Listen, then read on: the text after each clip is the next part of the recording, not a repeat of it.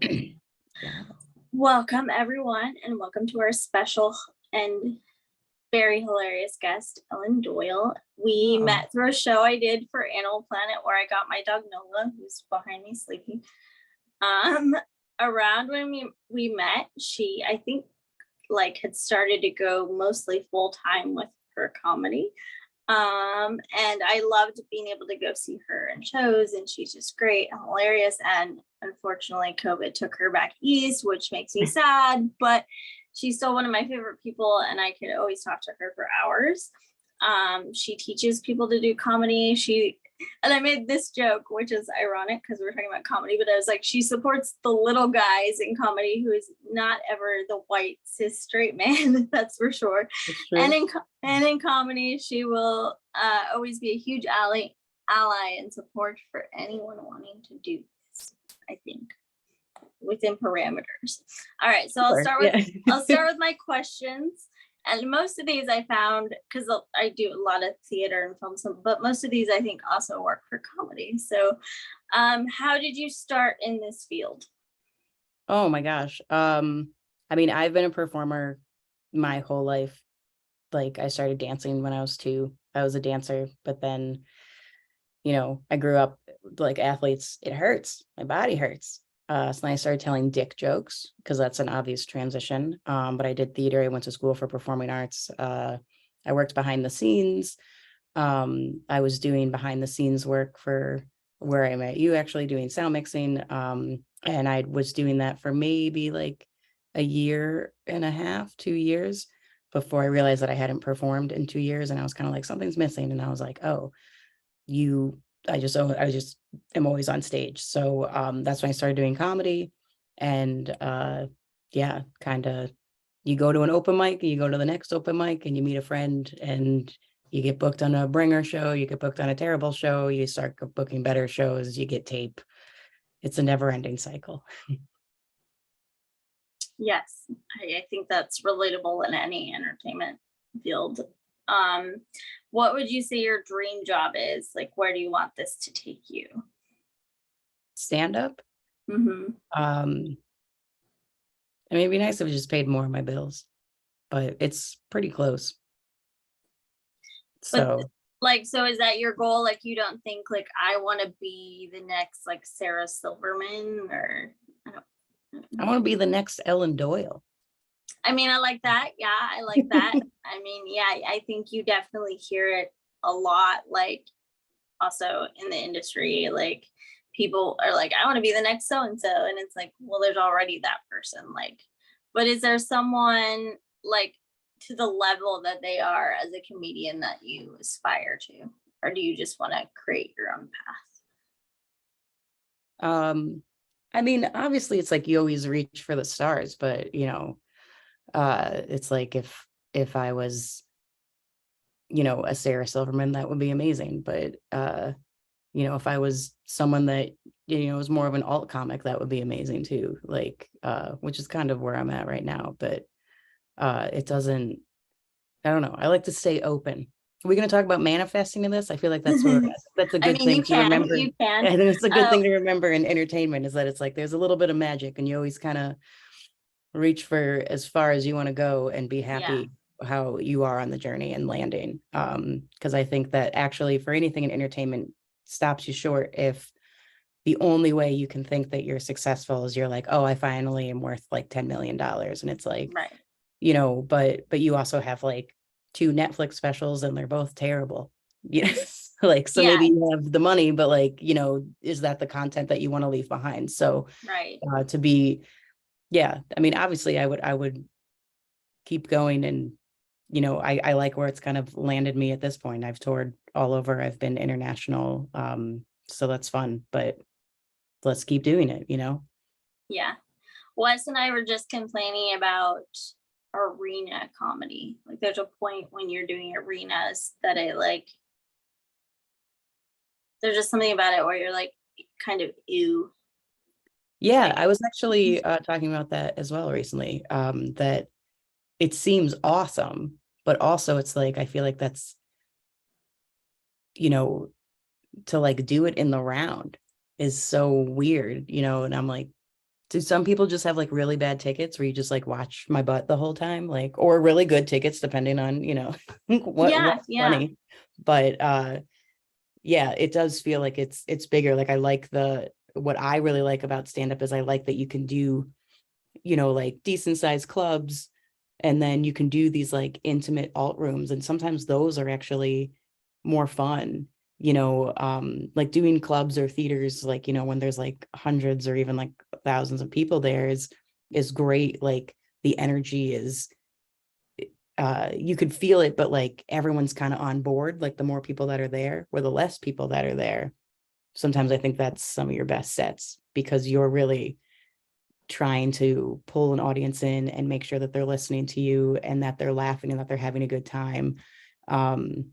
Yeah, I did a show a couple months ago, and I think it, you know, was during another event type of thing. So it wasn't as many people, and it's a booker I've worked with a bunch, and he usually has really good shows. And this one, there was like 11 people there. And I was like, let's have a great time. And it was like one of the best sets, and everyone had a great time. Because as long as you take away that, like, oh, this isn't like, you know, there's not enough people here for it to be a show. Like it's like a show is a show, you know. So the arena stuff I think is crazy, and probably is very fun, but I would think that that is easier than doing the smaller stuff. And the smaller stuff is harder, but it's, I think, would be more fun. That's it. That's a really interesting perspective. Thanks. I think like Mark Maron said something like it stops feeling like you're doing comedy if you're in an arena. Like you're just Yeah, talking at that point.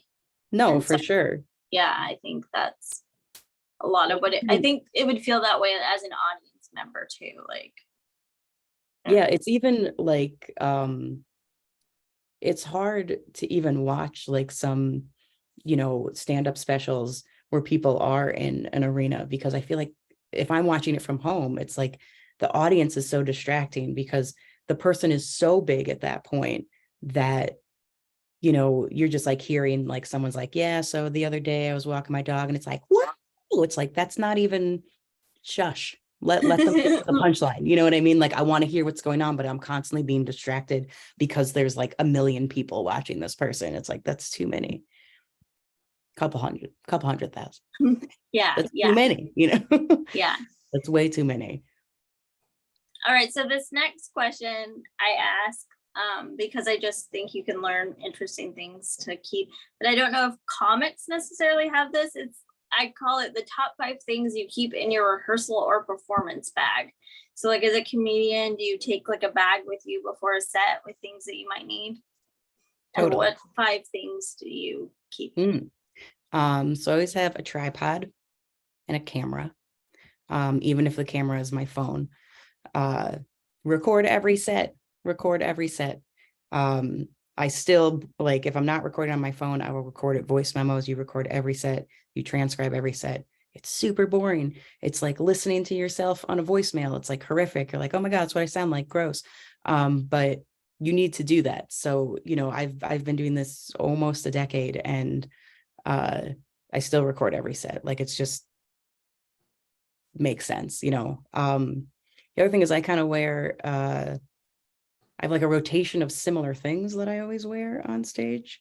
That is more of like a branding thing of you know, when I started doing comedy, I was getting booked on shows that were all female, but they would make me wear a dress or a skirt. And it's like I can clean up nice, you know, but I don't like doing comedy in a dress. Like I'll go to a wedding. like so I think just my look. So yeah, camera, something to record, a tripod. I always bring a bottle of water on stage with me. Um, and and I have a bunch of crystals in my pocket. But And what do each of them represent? oh my gosh, like when I say a bunch, like there's like dozens, like uh yeah, like one's for like clarity, one's for creativity, one's for money, like one's for like self-love. Like yeah, like there's, I'll pick and choose, you know. I'm bananas. This is going to be a metaphysical thing.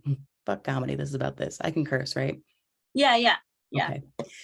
Should have asked that before I have fun. I say this very often when people talk about cursing and cursing on this. As a disabled person, people don't expect me to curse. So I I find it do. hilarious. Yes. Well, you know me, but Yeah. like I find that the world in general, so I love to curse like even more because it's unexpected. Like, but if there's someone, I get that some people are like cursing constantly and that can be a little too much, but For sure. like I think it has a place and a purpose, and you know, I agree with that. I agree with yeah. that. So curse away. Oh, thank you. I mean, fuck yeah. But yeah, so like I don't bring notes with me, but I know some comics might have notes, or it's on their phone. They look at that. You bring a notebook with you as well. But that's probably what I bring. All right, so I think that was your 5. And then what advice would you give someone who wants to do comedy? If you want to do stand up, the hardest thing I think about stand up is that you probably want to do stand up because people are laughing at you. People think you're funny. Like, you're building that confidence in your outside group of your friends and family that are like, you are so funny, you got to do this. So someone's probably going to amp you towards that. The hard thing is that you are going to change how you sound on stage, and then you have to get back to that. And that does take years, which is why if you want to do comedy, you record everything, even that first open mic set. I'll even start here. If you've never done anything with comedy and you're going to your first open mic, there's nothing wrong with checking out the place before you go. If you want to see other people build some confidence, open mics actually are, there's still plenty of people there that might have been doing it for 15 years and they're still horrific. So it kind of does help to go and be like, okay, I can do this. When you go and do your first set, definitely record it. I'm going to say that a million times, always record it. But if you're going to come back the next week, I think a big mistake people make is that they now are going to come back with a new 5 minutes. And it's like, that first 5 minutes is not ready. That's the first thing you ever said. Nobody, even the biggest names in comedy, say it once and they nail it. You know what I mean? Everybody's going to be like, edit it, or I have to say it like this, or I'm going to take these words out, whatever, which is why you want to listen to the recording afterwards. So you come back like you should listen to the recording, come back to the next time and maybe change the punchline, maybe change the order, maybe change your energy with it, and see how that works. A lot of it is playing around at first to be like, am I loud? Like, do I talk with my hands a lot? So should I maybe leave the microphone in the mic stand? Or, am I someone that paces back and forth? You're going to pace back and forth definitely at the beginning, which is super distracting. It's something to remember, like, to really be so in tune with self-awareness of like, how do I act? Like, do I use too many oral crutches? Do I, say, like, am I saying the F-bomb like all the time? Like, it, like, you know what I mean? Like, and so listening to that recording and actually really understanding how you talk, because when we talk like we are right now, it's hard to like, you're not on every word of yourself, but when you're talking in stand up, you do want to be on every word of yourself. And so you have to know it like inside and out. So you just keep honing that first 5 minutes until it's just crushing. And it's going to take time. And I think that's the hardest thing when you start stand up, is that the art form is that it looks like I'm saying this for the first time, and I'm probably not. Not that I can't riff something, the other thing that I think people struggle with is that they want to start riffing too soon. And it's like, riffing comes from confidence. Riffing comes from telling the truth. Like, don't make it like today I'm going to go have a set and I'm going to riff it. Like, it's like, ooh, you know what I mean? Like, what are your talking points? What do you want to focus on? And once you get more used to talking and doing stand up, the riff will come. You don't have to like focus on like, I have to do this right now kind of thing, if that makes sense. Did I hit way too many points? Okay. And like you know, Wes will be like, oh my gosh, like there's this Patton Oswald bit, like you gotta look it up.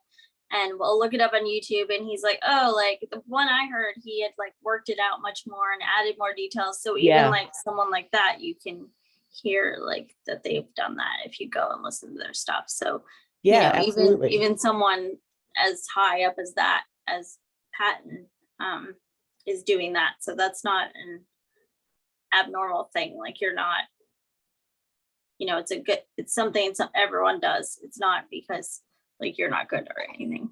No, exactly. Like, yeah, you Yeah. have to, like, the more you start doing it, like, and you actually get used to listening to yourself when you're performing, you'll know, like, oh, I said a really great tag tonight that I haven't normally said, or you'll know that even if people are like laughing, and if someone's like, that was great, you'll know on that ride home being like, no, because that word should go here, and now it's great. Like, you start to get used to that. But at the beginning, you really just have to listen to yourself. And when you do transcribe your sets that you record, transcribe all of those oral crutches, the ums, the ahs, the likes, all of those, because you're going to start to realize where you're fumbling in conversation. And all of us do it naturally, but when you're doing it in stand up, it can become distracting.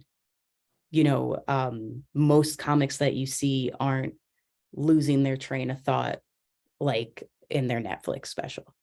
Like, that stuff is so tight, so streamlined. They know how to, like, build it up, like bring it down. They know that, like, this joke might be a little dark, and like I take a nosedive, but this punchline brings them back, like, and they can handle that because they're aware that they're in control the whole time. You know what I mean? Even though it seems natural and the audience is on this ride with them. But you do have to really, really start to learn how you sound. What's your favorite gig that you've ever done? I don't know. They're all fun. I don't really have one that uh, I did do the Edinburgh Fringe Festival, which was a blast. So I was in Scotland for a month, and that isn't one gig, but it's one location where I was doing multiple in a night, and like, to go from a bar to like a cave to being outside to being in it. Like, I mean, it's like there's so many different venues and different themes to it. Was just, that whole experience was fun because it really tested a lot of my material. It tested my material in a different country. It tested, how far I could stretch it, and if I could work within the parameters sometimes of, like, what these shows where you have to talk about this topic or whatever. And so that was pretty awesome. But yeah, I don't have like a fave, because the fave might be this weekend. Like, who knows? Yeah, You know what I mean? yeah. Like, it feels it when you did well, you feel it after that show, and you can ride that high. It's like, and when you did poorly, you beat yourself up for like 9 months. No, I'm kidding. But when you do poorly, you will analyze yourself even more so, which I think also, I know that we were talking about this, I think before we started recording, but like, just to the bombing aspect of comedy, you want it to happen. You want bombing to happen, because without bombing, you're never going to learn anything. A lot of the stuff that you do in stand up is only because you failed, which, I mean, that kind of goes, it's a good fortune cookie for life. You know what I mean? Like, the things that I did wrong is how I grew, but that is like, you have to bomb. And there's nothing wrong. Like, it feels terrible because you're like, ugh, when you bomb, you're like, I think everybody hates me, because it's like, it is just you. So it will feel like a personal attack. And 99% of the time, 97% of the time, it is your fault. And 3% of the time, I will say, you are in like, just a terrible room. You know what I mean? Some, like, TVs are on, someone's like having a baby, you know what I mean? You're like, this is not fun. Like, but most of the time it's you. And you, when you listen to your recordings, you might be like, why did that joke not hit? Like, because I think the bombs get more interesting when you've been doing the same material for a long time, and then suddenly it doesn't work. And you're like, that joke never fails. And you listen to it and you can be like, oh, I was like, I didn't say that confidently, or I forgot to say the joke beforehand, which leads into that and makes it funnier. Like, there's a million things that you could have done wrong, and you probably did something wrong. Most of it is confidence, that if you just don't walk up there and be like, I am professional enough to do this job right now. Because an audience won't go with you if you're nervous, unless that is your character. Some stand-ups are playing characters. Most stand-ups are playing themselves.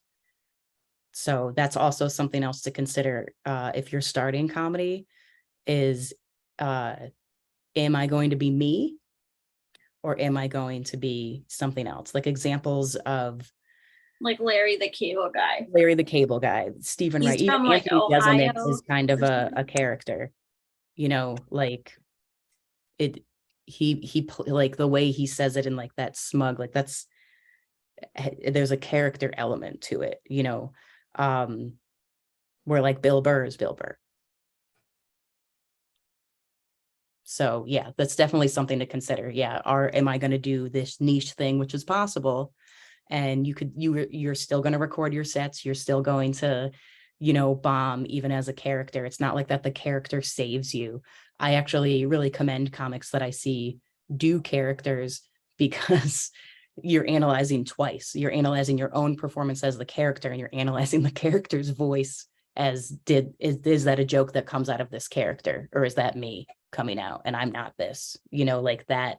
I think is a whole other dance, and a lot of respect to people that do it as a character, because it's very hard. All right, and this is my last question for you off of my list until the end. What is one thing you wouldn't change about yourself? That I wouldn't? Yeah. Like, what is one thing like you love about yourself? Oh, that's such a cute question. I love that I am kind of a dark spirit, but I'm really nice. I think that works for me in comedy, but I think that it comes from fun childhood trauma. It's a defense mechanism, but it's still something that, uh I like dark but caring. I like cold black heart that gives people hugs. You know what I mean? Yes. Yes. Exactly. By the way, Bill Burr, if you're watching this, don't talk during Henry Rollins. Did I ever tell you that story? So We went to see Henry Rollins do a talk in like downtown LA. And we were like 3 rows up from the very back row against this wall.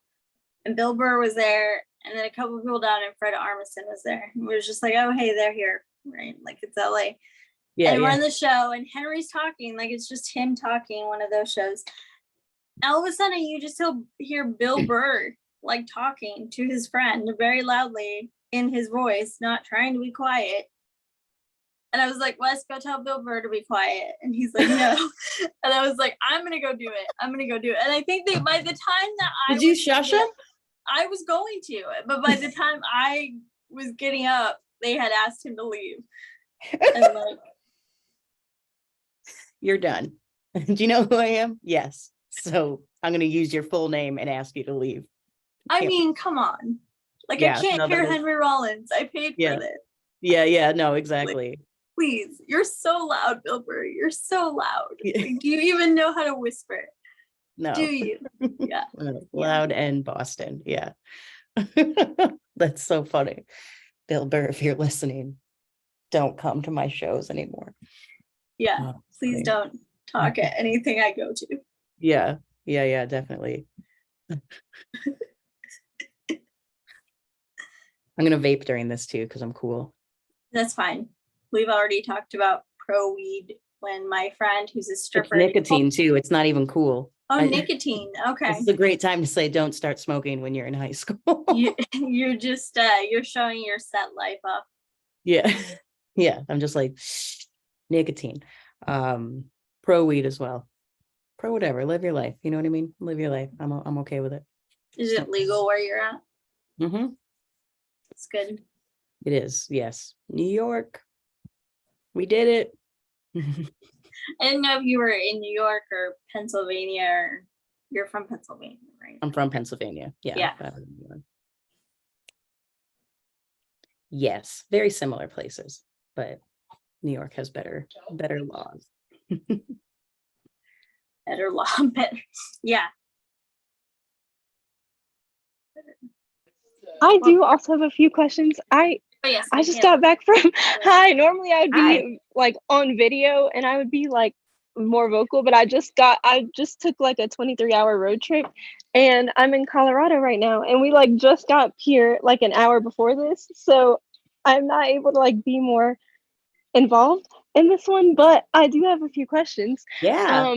Number one is a two-part question, which is how, like, I guess in terms of like actually creating your content and writing your material. So do you sort of like go about your day and like as inspiration strikes you write it down, or do you more intentionally like sit down and write stuff out? Or is it a combination of both? And then there's a second part to that question, which is you also mentioned performing overseas or internationally in a lot of different places. And I'm curious, do you tailor your content or do you change your content slightly based on the audience, or do you kind of just keep it mostly and see if it works in other places? Yeah, those are great questions. So for the writing stuff, Michaela, I do a combination of both. Sometimes you say something, you're like, oh, that's hilarious. Sometimes you see something, you're like, I'm going to write about this. I also do write every day just to, my boyfriend and we give each other topics. And it might be something that we're like, oh, you should write about your sister because that situation of like her picking on you as a kid. So you're going to write about that. And I'm going to write about, having a dog or whatever. Sometimes we both write about siblings, so, and, like having writing partners is helpful too, to have somebody kind of look over your stuff and to be accountable. But you will notice that there are things that just like strike you and you're like, oh, I got to write this down immediately. Like my notes app, whoever gets my phone when I die, it's just like ramblings of a psychopath. Like, because it's like, I'm writing it so fast. Like I'm like getting off a train and being like, oh, I got to talk about, and then sometimes I'll remember it at the set. And then I'll go through, every couple of weeks and be like, what are all these things? Like, or go through stuff that I did years ago that I'm like, what is that? Because maybe it didn't work then, but now I can say it. Just based on experiences, or like that now goes to this punchline, if that answers your question. As far as the Yes. that does, okay, cool. Yeah. As far as the tailoring, so I was in Scotland the whole time. It was a bunch of different venues within Edinburgh, but that was actually one spot that I did tailor some things because I was an American in a foreign country. I mean, there are certain, like, I still did my set, but I might open differently because it's like, that is more of like the elephant in the room, and the same thing when you're traveling the United States. There are, I don't know if anybody here votes, but there's some weird stuff that goes on in different parts of the United States. That doesn't mean that you, like, just because you voted for this person, that you can't talk to people that voted for the other person. That's actually very not true. And comedy is a cool way to kind of bridge the gap between where people, are fighting about their beliefs. Like, because we all think a cat video is funny. We all think farts are funny. You know what I mean? Like we're all going to find a common ground. And that's kind of the cool thing that you do with stand up, is how do I talk to this crowd about what I'm going to say and make them kind of sense it. That kind of goes with reading the room. When you're reading the room, I think the best way to describe it is like, if you were to go to a job interview or like a first date, that's you reading the room. So think of those situations where, you know, you went on a first date and you're like, this person is so not for me, you know, and you're just like cringing, but like you feel it in your gut, right? Like that's your intuition that you'll feel as you're on stage as well, of being like, they're not really going to like if I go in this direction. But I can use this different punchline, or I could just not do that joke and I can do this joke. Like you still want to authentically be you.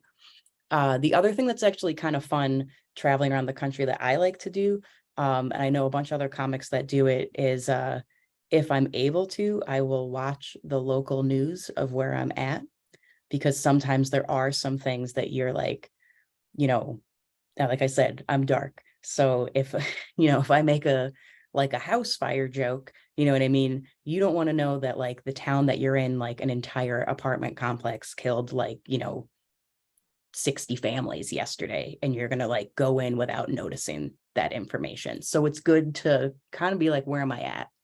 You know, what's the high school football team? What is, you know, what's the demographic of what's going on in this area? And you can kind of do that research and see you know, where you fit in, or certain things you're like, you know what, like this feels like a very religious place, and so I'm not going to do like any of my like knocking on religion jokes, you know, or this seems like a really like whatever that you think they might be sensitive on, you might be like, maybe I'll pull back. Or the more you do it, you're like, I'm going to write a way to still talk about this, and I'm going to get them on my side with it. So I think that's fun. I like doing that, but for the most part, you have, I think, the set that you probably want to do. And the looser you are with it and the more jokes you write, you can pull from that as you're doing your set, and you can feel the audience, and you're like, oh, I'm going to go in this direction. Oh, now I'm down this road. Instead of being like, it's got to be this 5 minutes or nothing, and they're going to hate this 5 minutes. It's like, if you go in with confidence, you can kind of talk to people about anything. That was a good rambly way to tell me I didn't answer your question. I actually watched Ellen do this. Like, here's an example. She did a performance at a gay club, and a girl went before her, and her whole comedy stick was like dating single female, like with men. And you could see in that room, because it's a gay club, a lot of them weren't landing. And then Ellen went up and she did stuff that I had seen her do before, but she didn't gender it, and she didn't like label it. And I was just like, that's how you read a room. That's what I thought when you were done with that set. So yeah, like. Well, and if you're not first, and usually unless you're hosting, you're not first, like you could like, but wherever you are in a lineup, if you're on some type of showcase show, I always find it fascinating. I don't care how long you're in the game. Why are you not listening to the show? Because a lot of comics, I know at the earlier in your career, you get kind of in your head that you're like, oh, I want to remember this, or you're like reciting your set to you, like to yourself, you know, but you do want to listen to what is being said and how the crowd is responding. You know what I mean? If there's 3 comics before you and all of their sexual jokes failed, then it's like, why would I open with a dick joke? You know, and if you know, the comic before me actually might be talking about a topic that I plan on talking about. Now I'm not going on stage and just being like, you know, like dating you know, like redheaded people is so crazy. Like when someone else already made that joke, like I would be able to be like, you know, as like I agree with Kelly about how gingers are blah blah blah blah blah. You know, if you're not listening to the show, the audience will pull back from you, because the audience is there the whole time. And what is kind of interesting about stand-up is like the fourth wall is there, but it is broken the whole time. You know, like, so the audience gets thrown back if it's like, how do you not know what I just saw? Because you're on the show. Like, think about like if you were watching a play and, you know, one of the actors didn't know, like, oh my gosh, what's Mickey Mouse doing here? And you're like, this is a Disney, it's Disney on Ice. like the audience would be like, what is wrong? And at first you might be like, am I in on a joke? But then you start to lose confidence of that performer, because you're like, you're not paying attention to what I'm seeing. So you should always listen, you know, to Kelly's point as well, like what is happening beforehand so that when I get on stage, I'm completely prepared. I mean, there's a possibility that maybe there's some drunk girl up front who's been heckling the whole time. Do you have a couple minutes that you can figure out like how you're going to shut her down? Or are you going to let her talk through your whole set and then you're going to bomb anyway? You know, like it's so in the moment and so on your like tippy toes of like how am I in control? How am I in control? And the more confident you are and the more you're paying attention, the more in control you will be. Yes, that was a great answer. And also, I feel you about the Notes app because my Notes app is like in more disarray than the 10 o'clock news. Like Yeah. it's oh my Well, gosh. on So top I of feel you on sometimes it's like my that. grocery shopping list. And then within it, like I'm like, oh yeah, like carrots, toilet paper. And I'm like, oh my God, there was the zinger about the guy at the deli. I forgot about this because I was writing it in that. Like, but so always review, like write down another good advice if you're trying to start. Because I think building your first 5 minutes is very difficult. Just because it's hard to know where to start. But a good thing to do is to take like a week and every time you make somebody laugh that week, write it down and then review it because some of it will be you had to be there thing. You know, it's like I made Kelly laugh because Kelly knows about this previous situation because we've been friends for how many years, you know what I mean? Where some of it might be, oh, I made this stranger laugh. Well, I made this stranger laugh because I tripped over, you know, a trash can and strangers are mean or something, you know, but can you explain that scenario quickly while still being a little funny to get to the punchline is also helpful. But write down everything you think is funny and then see what you can grab from that. Yes, I love that. And then you also mentioned like as an example of like the girl heckling at a show, but that reminds me of stuff that I've seen online about comedy and or well where comedians are saying like I think I've seen it on TikTok where a comedian will be like saying they feel like other comedians and I'm just curious if you have an opinion on this um about how a lot of stuff that goes viral or just like in general I think a lot of comedians it seems like do like heavy crowd work like as their or just like I don't know. I guess do you have an opinion on like crowd work and I don't know because a lot of people seem very opinionated about it like oh some people do it too much or like but then that's what goes I see go viral a lot so I don't know I'm just curious if you have an opinion on that. Sure. Yeah. I mean, as far as the videos go, it's easier to show your crowd work stuff as a video because you might have done the same exact set of a reel that you've already posted. So that's why you see a lot of crowd work is because because then it's like I'm always showing you new content. You know, crowd work is definitely something that you have to get used to as a stand-up. It's everyone kind of does it differently. I think Have you done it? Have you done it before? I don't think I've seen you do it actually. Have you done crowd work? I do crowd work and I do it in a really Okay. I don't do where are you from? What do you do for a living? You guys dating? You know what I mean? Like that's kind of like the typical because it's like it's the easiest way to get to know somebody. But it also opens you up for something that's a little weird because it's just like, you know, like, oh, hey, like, are you dating? You're like, yeah, this is my boyfriend. It's like, oh, what is he like a bearded guy? Like it's like that's not funny. Like that's like now you're just insulting somebody. Like I I'm not gonna drop names, but that does remind me of a specific comedian that I see a lot on TikTok. But anyway, Yeah, yeah. I mean, some people like like that's a style, like that's a style of comedy. If you're just gonna roast people, then roast people. But I think that stand up, like not like if you're doing crowd work, it doesn't have to be like, oh, I'm gonna pick on this person. I do crowd work in a way where I'm so in tuned in what's going on that when somebody laughs, I pull them into it, I call them out with something, and I like kind of dig on what they're like, oh, you reacted to that horrible thing I just said, like you're a monster, you're like, you know what I mean, stuff where it's quick, but I pull you back in. Because the one thing about crowd work that I think especially comics early on get really caught up with is that crowd work is giving your power to somebody else. So you're in charge, you have the microphone, all eyes on me, right? If I say, what do you do for a living? I don't know what you're going to say.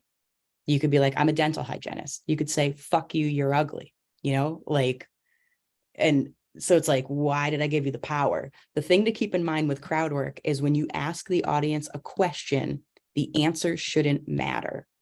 So know that you're handing power and know that you have to pull it back when you can play with them. But if it's something where someone is combative or like people like that exist, it's so fascinating how much you go to a stand-up show and there's like a jerk in the audience. And I'm like, and they're like, we come every week. And I'm like, every week you make somebody's life This is your hobby. every week. Yeah. Melissa McCarthy's come out to say, like, I didn't do stand-up because the first time I tried, I got heckled, and I was like, nope, don't like that. So she quit like after the it's hard. Well, and Joan Rivers actually had a whole list that she wrote of what to say in case somebody heckled her. And there's nothing wrong with sitting down and thinking, like, if someone were to yell out at me, what would I say? And I think, I've seen comics be combative.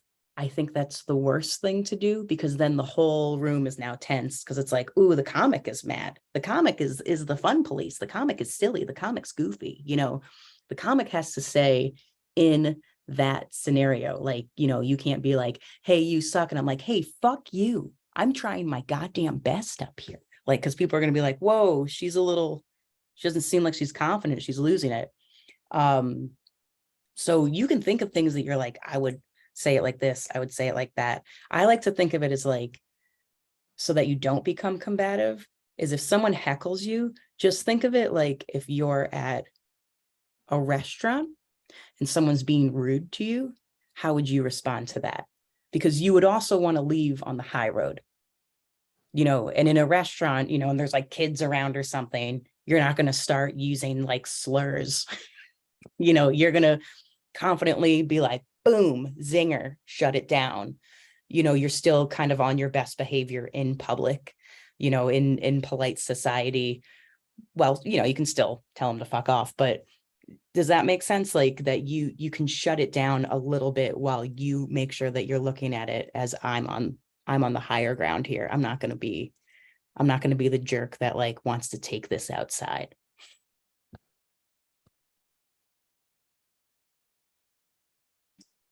Yeah. Oh my gosh. I wonder if that you said Joan Rivers made a list. Wow. Now I'm curious what's on the list. That's She did. I'm gonna have to look that up. I Google it, because there's a couple docs of it that you can see, and it's funny, like, and it's so Joan, you know what I mean? And that's what I was so interesting about. She knew who she was, she knew her voice, she knew the type of material that she was doing, and her comebacks to it were just in a very Joan fashion. And they were something that she could have in the back of her mind that if it did happen, you know, it didn't pull her out of that performance Joan Rivers character. It still sounded like her. It was still quick, it was witty, and it would shut it down. But yeah, Google it, because she's another one that like wrote stuff down, and really interesting. So it's not a bad idea to be like, this is what I would say. Like I go to a go-to if someone were to be mean to me or someone yells out. I'm always just like, thanks, Dad. Because I make fun of my dad a lot in myself. Oh my god. Even though I like love I'm that. very close to them, but it's like, for me, it's like, it's so on brand Ellen Doyle to be like, I love you, Dad. Like, and people immediately laugh because it's like, they assume it's not my father. Even if it was my father, it's relatable to how I'm making fun of my family in my set. And so it actually still works. I love that so much. That's wonderful. Oh my gosh. Yeah, I always love when I see comedians responding to hecklers when they turn it into a joke. I think that's Yeah. always the most satisfying Yeah. I in mean, like a and positive way. exactly. Yeah, because the heckler is it's an inevitable person that you'll encounter in your stand-up career. But the thing that the heckler doesn't realize is that everybody else at the show also hates that person. Like nobody likes if you're having a good time watching a show and someone decides that they need to make it about them. Because it's like, I paid to go see Ellen do comedy, not this guy.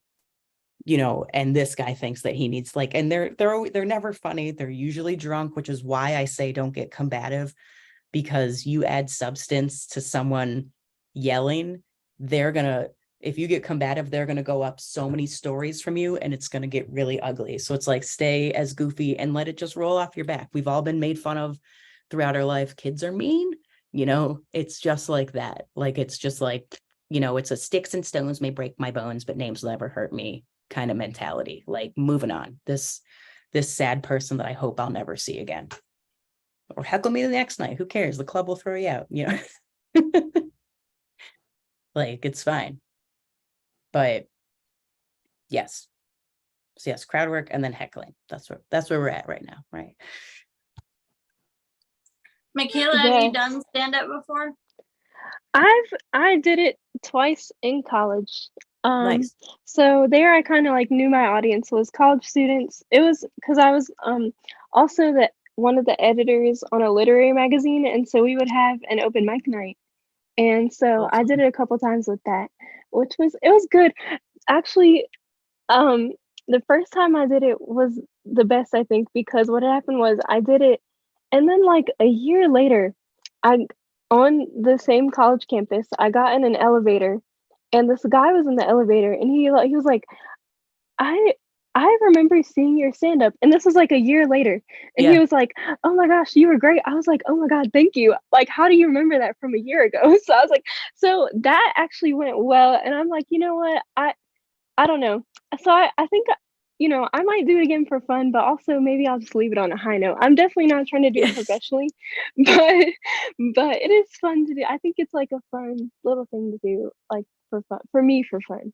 But did you make jokes about like your cerebral palsy or anything to that level, or? Oh, definitely. Okay.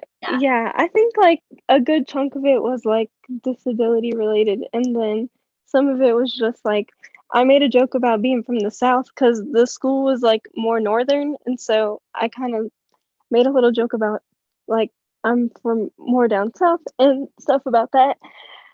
Some stuff about my disability and some random stories added in there, but yeah, some disability that's humor awesome. as well.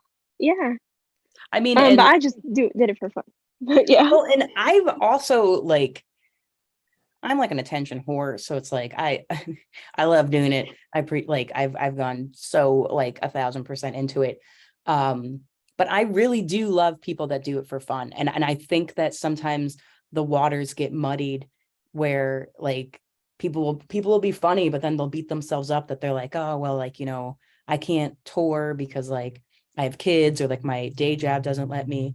And it's like, you don't have to go. If you enjoy doing it, there's an open mic, and maybe you do like a showcase every now and then. You know what I mean? Like if you enjoy doing it, then do it. You don't have to do it to be like, that's it. I'm quitting my day job. I don't care if I went to law school. Like, I'm throwing it all away. Like, you know what I mean? It's like, you don't have to go crazy with it. And I say that to a lot of comics. I know a few friends of mine throughout the years that are and I feel like stand-ups hear it and they find it to be an insulting term, but the term is a hobbyist. And it's like, but there's nothing wrong with that. It's like, if you know how to knit, you're a hobbyist. If you're selling stuff on Etsy, you own a small business, but you're still knitting, and you might still knit at the same capability. But one of you is like, oh yeah, every now and then I just make a blanket. And the other one is like, oh my God, if I don't make this blanket by tomorrow and ship it out, like my electricity is going to get turned off. It's like, where do you want to land with it? It doesn't, not everything has to be, this is how I'm going to do it forever. And as far as performing arts goes, it's kind of fun. Like, I've been learning how to play guitar. I'm terrible at it. I'm not going to join a band, but like You're not gonna sing any comedy songs. no, I don't think it would ever come into the act. I'm not good at all. Um, but but does that mean that I can't try to learn it? No. You know what I mean? And it's also, as far as any performance or arts related things, it's kind of fun to have another outlet that's still creative. Because then if you are like, oh, I'm a writer and I got to write all this stuff, and you hit that block, it's like, well, you could just pick up the guitar, dabble for a little bit. And sometimes because you're still doing something creative, but it's a different medium, the block is cleared faster because you didn't say, all right, whatever, I'm just gonna, build a spreadsheet of my taxes for 2023 instead. Like, what I mean? Like you're doing something that's not nearly the same. So yeah, if you do it again, if you don't do it again, but that's awesome that you did it. And he definitely remembered you. And this is something that I kind of want to bring up in a lot of you'll hear a lot of big name comics have talked about it. And I kind of said it at the beginning a little bit about how it takes a while to become you again. But that first time you do stand up, you're very authentically you. And then you start to lose you. And then you have to learn how to come back. But if you like a comic, and think of any stand up that you like, you might not necessarily have their set memorized or their jokes. What you like about them is that you relate to them and you're like, I would hang out with them. And that's really what you're trying to do. Like nobody has to be like, oh, I saw Ellen Doyle and she talked about this, this, and this. They're just like, you're cool. That's all you're trying to do. Because it doesn't matter what the topic is. You could be talking about, pigs, or you could be talking about the war in Ukraine. Like, however far you're at, as long as you're likable, people like you. As long as you're likable, you're having a good set, because that's your friends. You can talk to your friends about pigs and talk to your friends about war, and they like you no matter what the topic is. So when you're writing stuff, think of what you want to write about. Don't try to please like this other, like, oh, I got to write, a sex joke, or I got to write a joke about grandparents. Like, it's like, what's funny, right? What's funny to you? If you think it's funny, you're going to sell it funny. And there's a comedian for everyone. There really is, and because most comedians, it's like you are attracted to their personality. It's really just like your friends. You're attracted to your friends' personalities, and you get to know them, and you'll get to know these comedians in the same exact way. It's kind of a weird, it's like, it's different from like your actors, because actors, it's like, you might like them like in interviews, but then you're like, God, they're just so bad on screen, or they're phenomenal on screen. And then you find out that they're like batshit crazy, and you're like, man, I really wanted to like them. Where a comic is like, no, the comic is usually in an interview, on stage, the same person. And so be who you are with your friends is a something to keep in mind when you're doing comedy. Who are you with your friends? That's who you need to be on stage. And it's that, and like, I know when I say it, and if anybody that's watching or listening to this, like, that's new to stand up, is like, duh. And it's like, right. But that's actually the very hard part, is once you're on stage and you're by yourself and the lights on you, and like, it's quiet, no one's laughing. Like, you're like, do I have friends? Have I ever been loved? Like, what am I doing here? Oh my God. Yeah, that's so real. I think in general, it's just, yeah, it's hard. Like, can even be said about like, because me and Kelly also do theater. And I think that's like, even a thing whenever you're performing, it's like, oh my God, like when you're the center of attention. And um, yeah, it can be daunting Yeah, for sure. no, Even in an audition room, for example, like yeah, when we go to audition, it's like, it's almost like an audition. Like you're, yeah, in a for way. sure. No, it's like, you're right. It's like an audition every time you get on stage. You guys still like me? You guys still like me? You know, um, And unlike musicians, you know, where someone's like, play Freebird, no one is like, do the joke I heard you do last week, Ellen. They're like, new stuff, new stuff. And that is in itself stressful, you know, because you're like, I don't want, now it takes away the illusion that like, I'm just so witty off the top of my head all the time. Like, it's like, no, I wrote that. I'm sorry. That's how the joke goes. But yeah, it's all, and also, Michaela, like, this is something that Kelly and I were talking about actually before she asked me to come and do this. And I think it's a great point for the recording. Do you have cerebral palsy? Yes, So, I do. Yeah. and the fact that you talked about it, and that's a huge thing in stand-up, is the self-awareness of, you know, like, if like comics that like get up there and like don't mention the fact that they have like a birthmark like all the way down the side of their face. And it's not like that. It's like, you need to be like, I'm a freak, but you need to make a joke because we see that. The audience sees that. And as humans, you immediately, you know, kind of to Kelly's point of like, you know, disabled people don't curse. And it's actually really funny. And that would be like, you know, Kelly, when you go do a stand-up set, that would be a hilarious bit to talk about. That it's like, you know, oh, she walks with quad canes, so she must love Jesus. And it's like, yeah, but I can fucking do whatever the fuck, like, you know, they're like, no, you're carrying a cross. Like, it's like, I'm a person.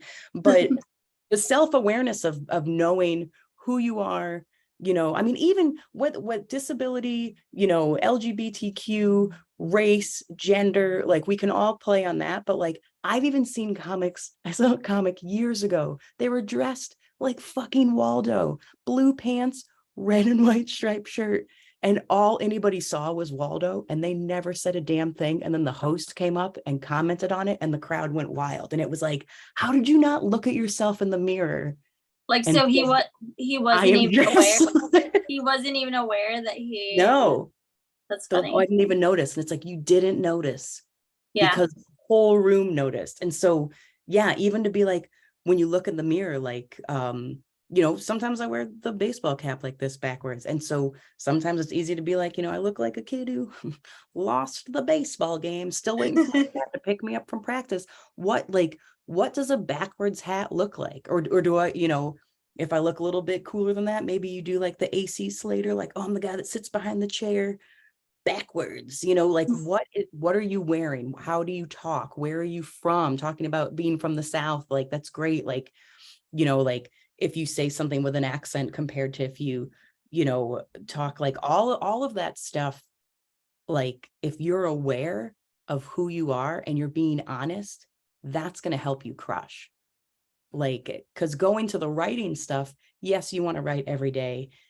Yes, you should, like, sometimes you'll see stuff, sometimes you'll just be writing and you're like, I don't know, maybe that's garbage. But writing and honesty, like, need to be the same. Like, you know, like any writer, even if you're writing a novel, it's always like, write about what you know. It's like, stand-up's the same way.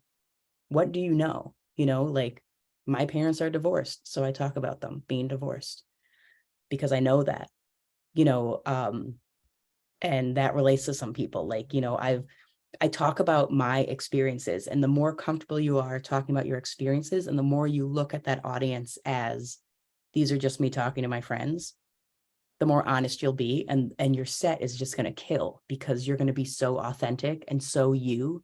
And something that new comics have asked me in the past is that a lot of people get nervous about, like, what if somebody steals my joke?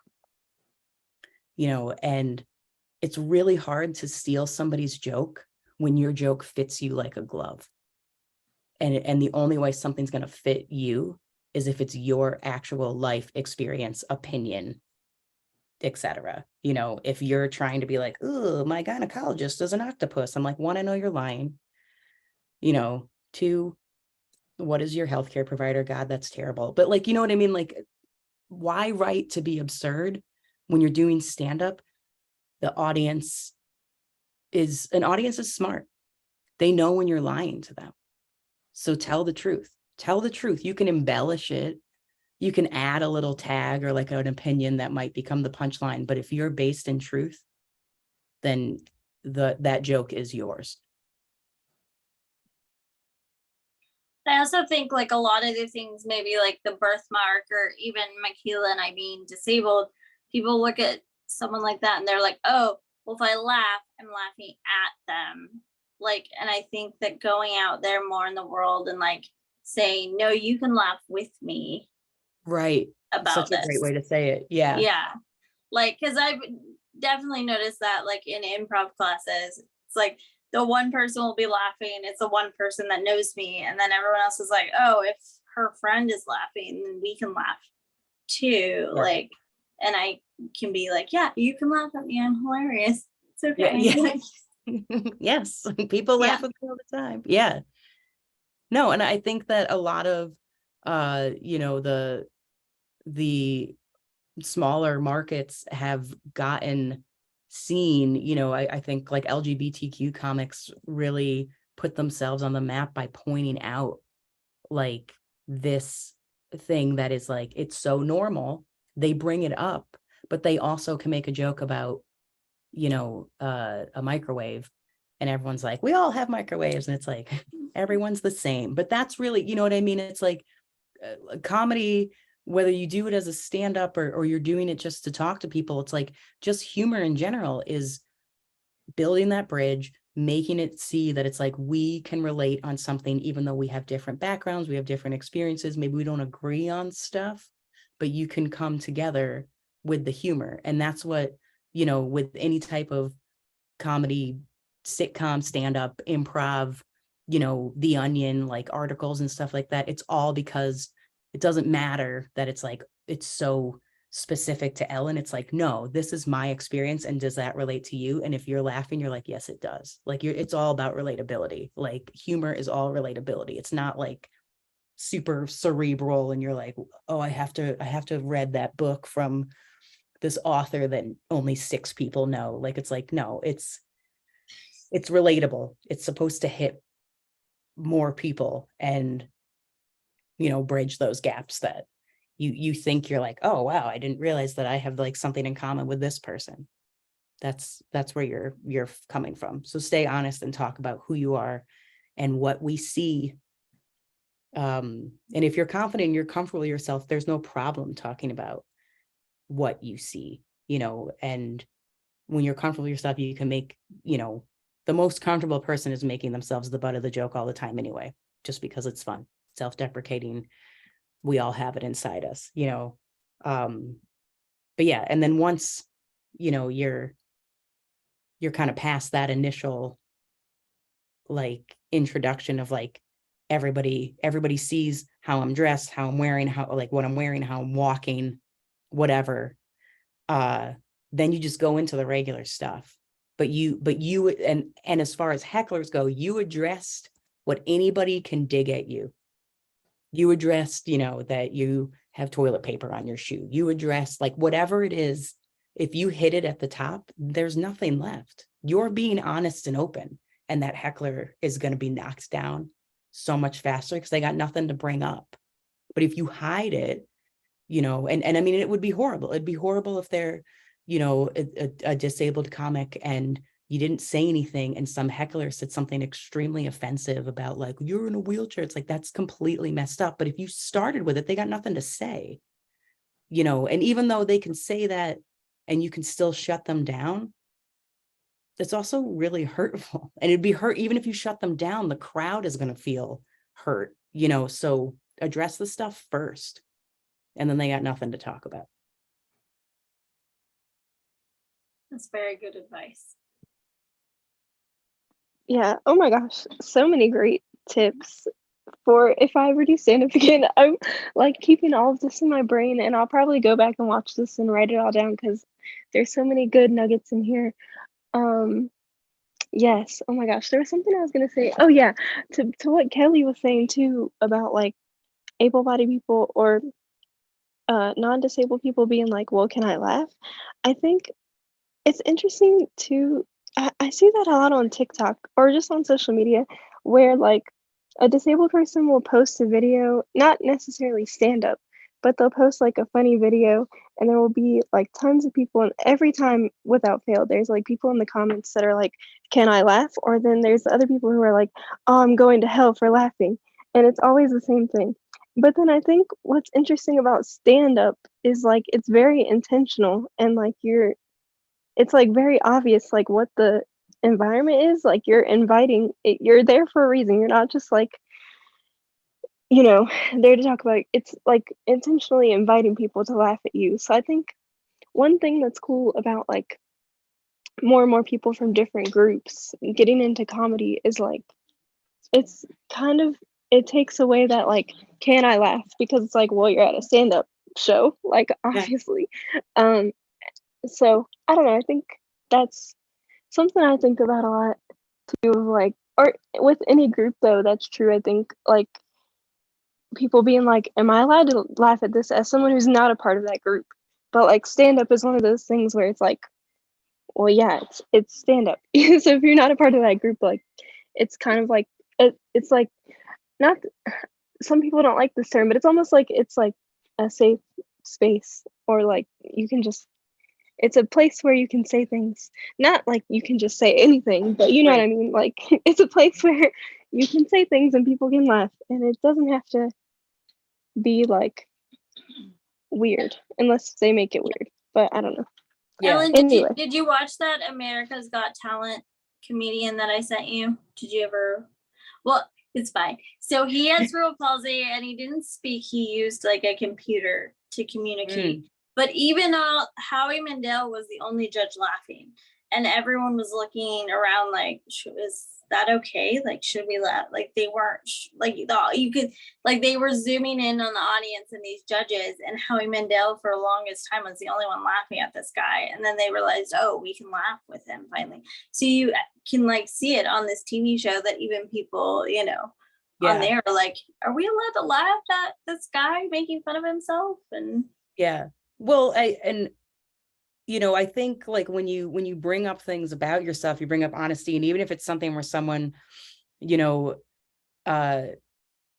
it's not their race, or they're not disabled, or they're not like whatever demographic, but it's like, if people that say like, I'm so going to hell for this, is kind of like, well, then you're not allowing that person to be human, because humans are funny. One leg, six horns, like I don't care, like humans are funny, and whatever you've dealt with, you probably got your sense of humor from, kids being mean to you on the playground, like you not being able to do something that you wanted to do because you had limitations or whatever. And like, there's the two types of people in the world. There's the people that cross their arms and go, well, that's not fair, and my life sucks. And there's people that go, pff.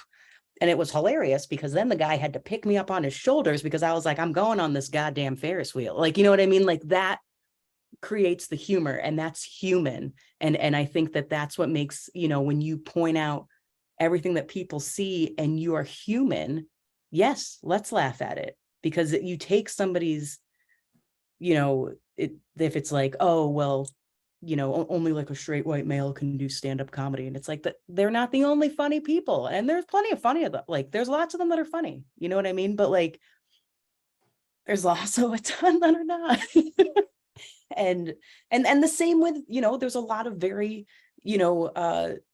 like funny people in different, minority groups. And then there's a lot of unfunny ones. And that doesn't change any of them. Like, it's like, be human. If you're human, you're going to have that humor with you.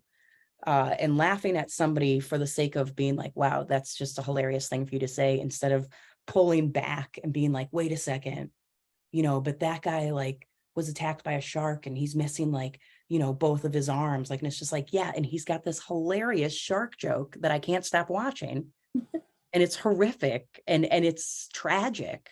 And I mean, that's like the very old school formula of comedy is tragedy plus time equals comedy. It's like eventually all the stuff that hurts you, you find a way as you grow to laugh at it, and then it becomes a joke. Because if not, then you become the person that sits there and just is like, it's not fair, life sucks. And it's like, that's no way to live. you know, so whether you do stand up or not, it's like most people develop that sense of humor to deal with the fact that it's like we're all on some spinning rock in the middle of a galley. No one knows anything that's going on. Like, and this is how we're all dealing with it through laughing and expressing our own, you know, individuality and our own likenesses to each other while still being unique. Like no one has any idea. So it's like people that take it too seriously, like fuck them, that's their own fault. And people that aren't taking it seriously, even, you know, if you know, it looks like that, it's like, wow, I don't know how I would handle having to, you know, like live and be in a wheelchair. And it's like plenty of people are doing it in our riot. Actually, one of my mom's really good friends, I love him to death. He's in a wheelchair. He had meningitis. So he wasn't always in a wheelchair. And it was, you know, I think he was like 24, wheelchair for the rest of his life. And he was a good friend with my mom when I was a kid. I mean, we still very good friends with us, but you know, always in a wheelchair. And one of the things he did to her, he came back, he was dying to tell us what happened. He was like, we were out at a store, and him and my mom are kind of similar in age. He's like, we're at a store, and she's like looking through clothes, and he's in his wheelchair sitting next to her, and he just loudly goes, I'm sorry I can't please you sexually. And my mother's face just turns red. And she's like, stop it. And I'm like, you got it. He was like, oh my God, the look on her face was hilarious. Like, and it's like, that is somebody who is not making what has like, that is funny, you know, like, that's funny. You're doing it just for the sake of, like, you knew she would be uncomfortable.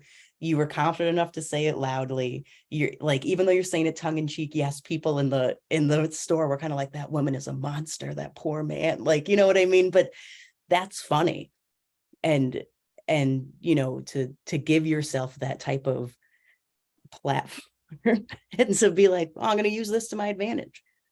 You know, you could look at life, it's the glass half empty, half full thing. It's like we all deal with our own things, whether they be physically, emotionally, financially. It's like we're all dealing with something. But those of us that are like, well, I'll never get to do this because of blank, is like, well, you've just made your own limitations for no reason. So, you know, that's crazy that I'm going to hell for laughing. And I don't care if I go to hell for laughing at him saying that to her. I think about that was like 20 years ago, and I still think it's the funniest damn thing in the world. When I bring it up to her, she was like, I was so embarrassed. And it's like, that's a riot. That is funny. You know, like, that's I'm funny. always trying to convince Wes to wear a shirt that says "in it for the parking," but he is so. That's hilarious. I know. I think so too. You know. Why is he not? Oh my God.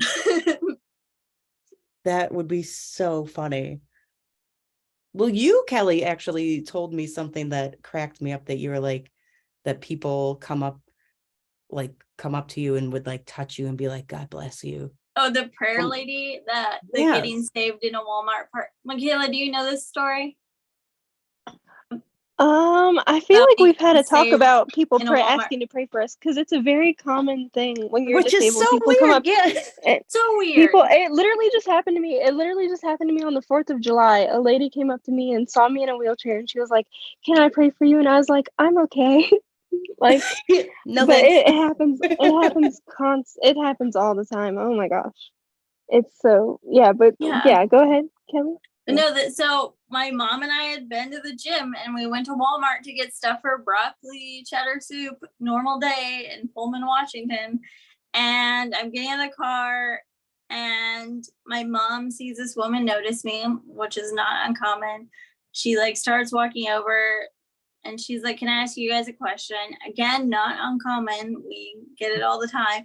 Then she goes, "Can I pray for you?" And I go, "Sure." And majority of people will do it later. They'll add me to a prayer list or something, I assume. I'm not real sure. Whatever they do on their own time's their business. And this woman, like, once I said yes, she grabbed me like to her chest, like started saying something in Spanish, was like, and I'm just looking at my mother like, what is happening? The whole Walmart parking lot is looking at me like, what is happening? Like,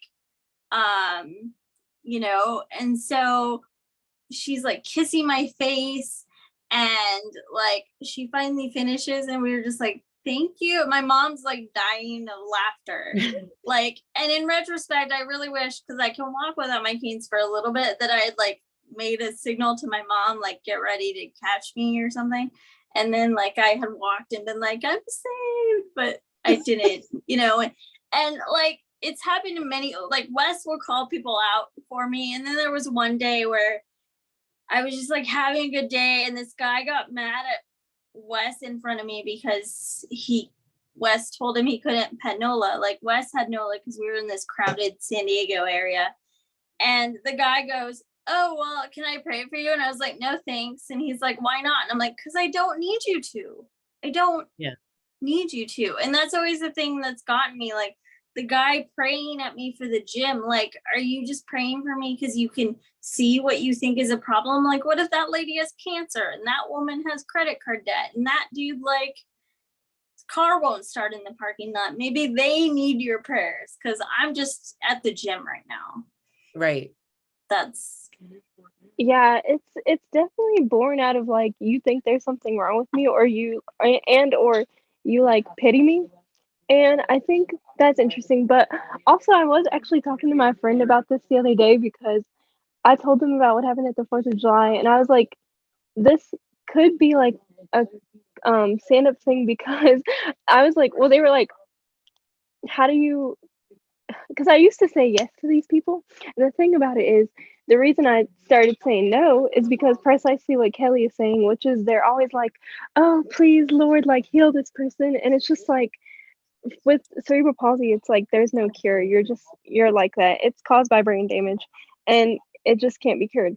But and also but I was yeah, We're we're fine. fine. Like it's fine, and that's why I was like, I'm you don't okay. need But to like make the blind lame girl walk like Jesus. Like, no, we're fine.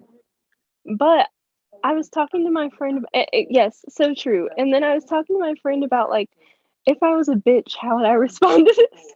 Yeah. Like if I was like rude. Okay, if I was like really real, here I would respond one of two ways. Number one, I would be like, no, but can I pray for you? And then be like, dear Lord, like give this woman the strength to mind her business. But then number two, I think the second one is I would actually say yes. I think the second one is I would say yes. But then like as they're praying, I would act like I'm like possessed and they're like exercising a demon for me. I think That's amazing. I think I would pretend to be like possessed, and like they're fixing me with their prayer or something, like shaker. I don't know. Speak in That's tongues. so Speak funny. in tongues. Like I don't know. Yeah. No, Memorize some Latin. yeah. Yeah. Just be like, I don't know. Oh my God, you cured me. Like, I don't know. Anyway, I think about it a lot, but That would be a very it's funny stand-up thing interesting. though.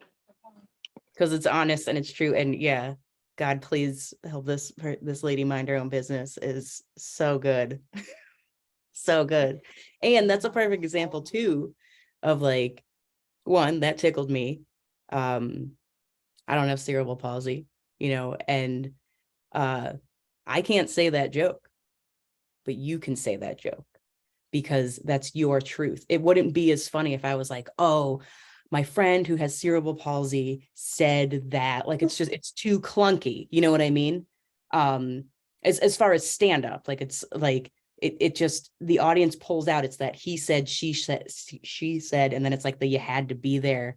That type of content is so difficult in stand up. But when it's your truth and it's your opinion, and like that would murder that killed me. You know what I mean? Like that, it is so, and because you did it tight, like it wasn't like this, like, dear God, please help this woman mind her own business, is like, boom, that hits. And that's your truth, that's your honesty, and that's using honesty and tossing an embellishment on the end of it, tossing your opinion on the end of it, and it's funny, and that's how you've created the punchline. So that is actually perfect, Michaela. You passed the Zoom recording. Oh my gosh, thank you. 110%. So, well done. So Kelly and I are gonna do I think now we need to do a stand-up set, me and Kelly. Like a I think duo we need to. stand-up set. Yeah, I think we need to now. Yeah. Yeah. Yeah. Be funny. No, that I love I mean, Kelly, I love what you've been doing, and I love that you do something like this. And I think it's, awesome that you're bringing so much normalcy that I think a lot of us already see as normal. But for those people that, are not disabled and like look at somebody in a wheelchair or, like missing an arm as like, oh, that person has the worst life, like I love that, bring the normalcy, there's room for everybody to express themselves. And there's a lot of content right here, as we just saw, that can only be expressed by certain voices. And that's what makes stand up, when it does open up to beyond, what society has shown us for decades, where it's like it's the same type of person. It's like the more you opened it up, like once like those urban rooms started happening, like, you had your Richard Pryors, it's like things were like, oh, here's a new perspective. And then it's like the LGBTQ, and now you have your trans comics or people even just doing stuff in drag. It's like, that's a different perspective. That's a different perspective. But we all are talking about life is goofy, relationships, my job, my family, a funny thing that happened to me on the way to school. Like, we're all really talking about the same thing, but it's coming from your lens. So the more lenses there are, I think the funnier it becomes, because we want to hear, like, humor is from everybody. And we're all going to hell. I just wanted to say it. But it's going to be a hilarious good Amen. time, though. Yes. Oh my gosh. You can't be offended by somebody speaking their truth and you looking at judging a book by its cover and saying, well, can I laugh at this? Like, clearly you can. Clearly they're funny. And I think Yeah, a I lot think of humor comes from you being like, oh my gosh, I'm not supposed to laugh at that. And that's what makes it funny. Tragedy is funny. And yeah, I think the reason why people think that too is like I think they're like it's like the laughing with you versus laughing at you. And I Mm. think they feel like, oh, I'm laughing at them. But no, you're like, I mean, that is literally true. Like, you are laughing at the jokes, but but you're not like, I think it's that type of thing where they're like, oh, I'm like laughing at them, so I'm going to hell. But it's like, no, you're no. laughing sort Well, of with especially them. when you're presenting the joke, right? Like, it's different if somebody was filming, somebody in a wheelchair like struggle to get into a place that isn't wheelchair accessible, and somebody showing that video and mocking that situation. That's not funny. But if it's the person's perspective of being like, well, blah, blah, blah, like, and their personality and stuff, it's like, it's the same thing. It's just like, what's the lens that you're looking at it from? Which is also why, I can never stress it enough, be honest. You don't need to write jokes for other people. You don't need to say, like, you don't need to make fun of other people. It just needs to come from how you're seeing it. And if you're like, yeah, I tried to get oh, hey guys, just coming to my doctor's appointment that doesn't have a wheelchair ramp. No problem, guys. Thanks. It's in my chart that I'm Yeah. in a wheelchair. It's fine. It's fine. I'll take the service elevator. Yeah, appreciate that. Like, is funnier than if I were to be like, wow, look at, like, cause it's like, that's not funny. That's me knocking down somebody struggling for the day. Just like it's not funny if I saw, someone get drugged down the street because they were walking too many dogs at the same time. Like, there's still something where, like, especially if they got like really hurt, like, it's like, there's something where it's like, it's not really funny, but for that person to talk about it, that perspective is funny. Amen. So Yeah, true. I like to pull from like my own life, like when I'm, doing improv or comedy or anything. And I had like classmates that were like, no, you're not supposed to just tell your life story. And I'm like, but why? My life story is hilarious. Like, that's what Yeah. I'm pulling from. Like, this is what I know. And it gives like my teacher said, like, it gave a unique perspective that only I have. And it's a perspective that they don't often see, like, in, improv. And so it's like, yeah, like almost everything I've done that landed really well was something that I pulled from my life. Like, yeah, I'll be the kid that hangs out with a weird 80-year-old woman at the YMCA because she doesn't want to be there. Like, that would be totally something I would do as a kid. Like, No, so. that I love that. Yeah, it's true. Your own life is funny. And I think a lot of comics, especially if you go to open mics and you start to see, like, because open mics are rough. There's a lot of really, really, really bad people there. Um, and there's usually like two comics there. If there's like 40 people, there's like one or two actual stand-ups and everyone else is terrible. But a lot of people, when you notice why they're terrible, you realize, one, they don't know who they are. Two, they're not being honest, so they're not authentic, they're not self-aware, but they also got nothing to say. It's like, if you lead a boring life, you probably will be a bad comic.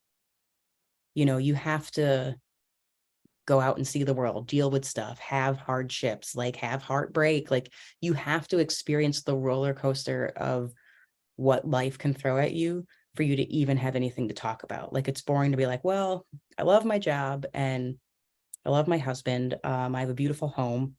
Let's see what else. I make a lot of money. I have a great relationship with my family.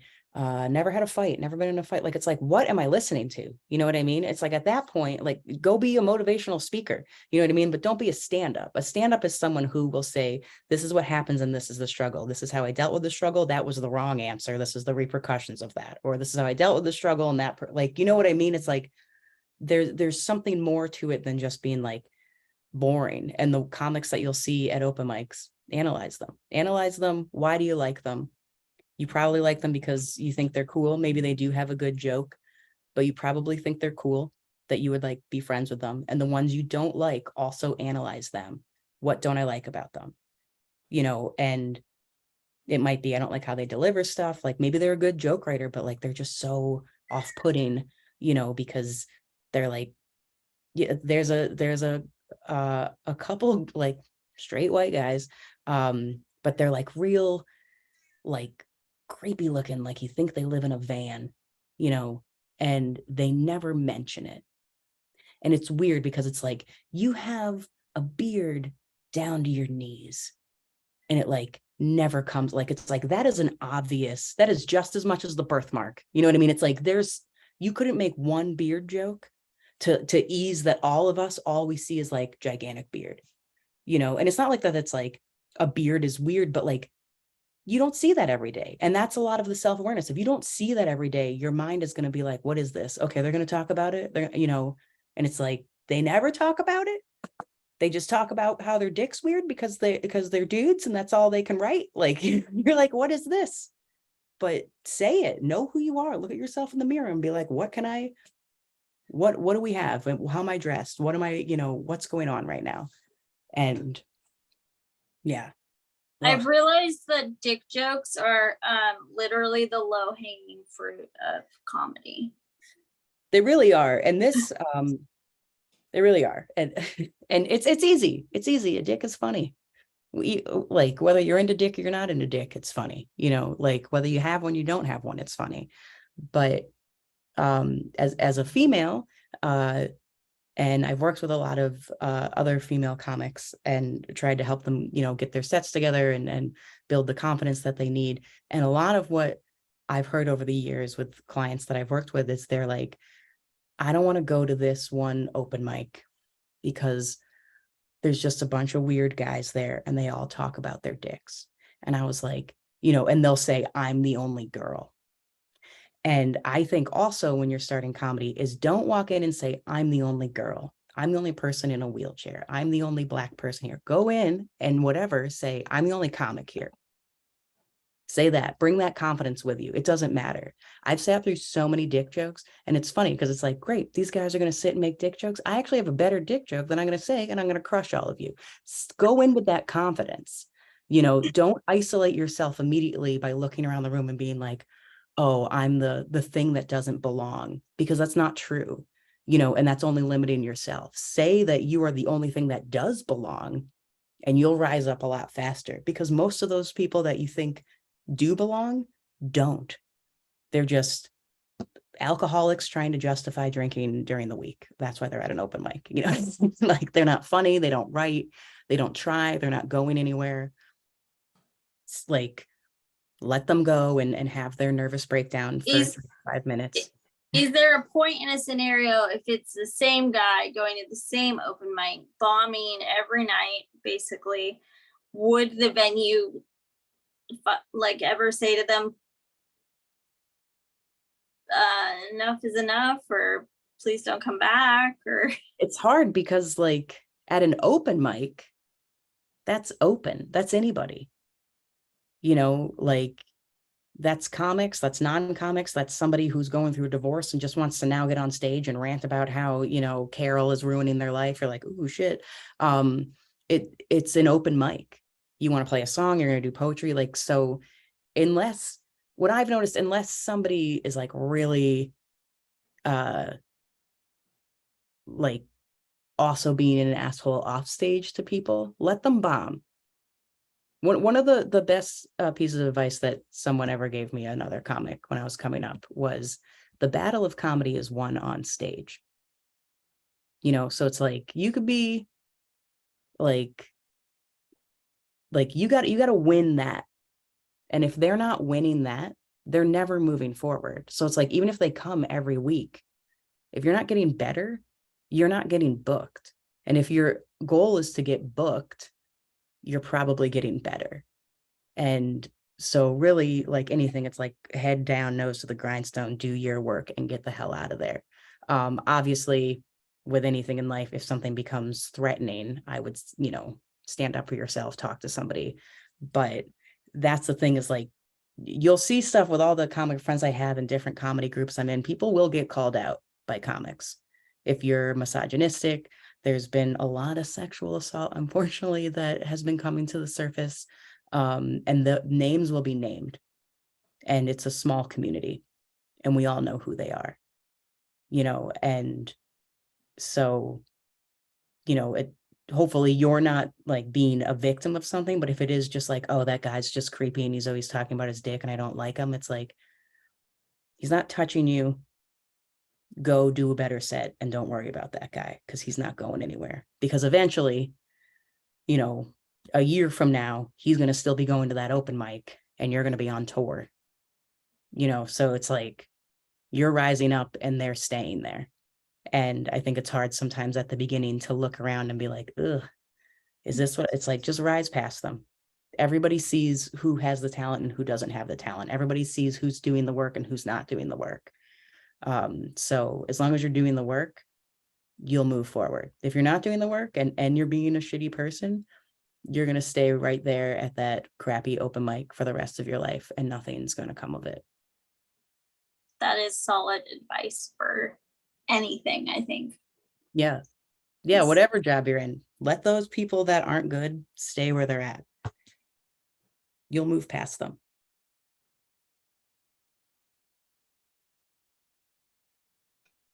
So right. real. So Michaela, real. do you have any more questions for Ellen before I let her go? I think I'm good. Other than, so you primarily work in New York, and you said, or like in that area, and do you have anything you want to plug, or like any shows coming up or anything like that? Michaela's in Washington, D.C., so. Ooh, Washington, Yeah. D.C. Well, I do produce a monthly show in Manhattan at Revision Lounge. It's called Tragedy Seminar. It's every Wednesday. You can follow me on Instagram at This Broken Adult and get the Tragedy Seminar tickets. It's always touring features, so they've been really great shows if you ever want to come to that one. Other than that, you can go to ellendoylecomedy.com and see where I'm going to be at. Awesome. Everyone watching this, if you're in that area, you should. Yes. Thanks, Michaela. Yeah. I will stop. Thank course. you. If Michaela Ellen. ever does stand up again, she'll also Oh my tell gosh. you. Yes. Yeah, definitely. It'll be on my Instagram at Doing Yeah. Without Reason. It's